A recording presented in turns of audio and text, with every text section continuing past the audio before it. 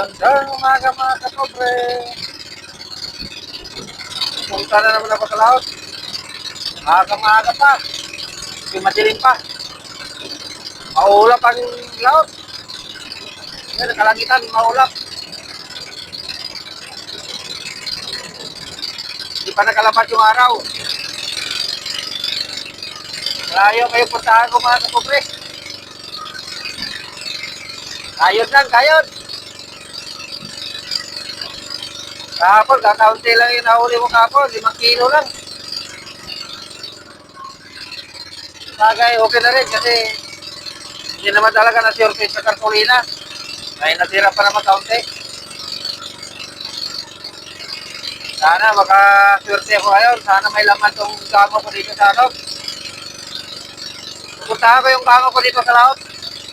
Meron ako nakitang kamo dito na ilagay. Dito sa lumalaot-laot na. Pag walang laman, doon naman ako sa ano, sa Noranan. Sana hindi lalo lumakas yung hangin ngayon. Kasi may ulan. Malayo na ako sa tabi. Ayan o. Malayo na. Nagamit na ako ng GPS kasi hindi ko makita yung bukid. Babalik na lang ako mamaya mga kapobre. Malinaw na kasi ginagamit ko ang GPS dito sa cellphone.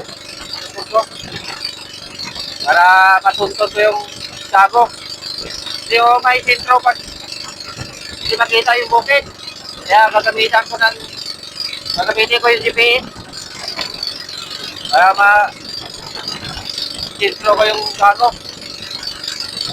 Dito na lang mga kapobre. Thank you for watching.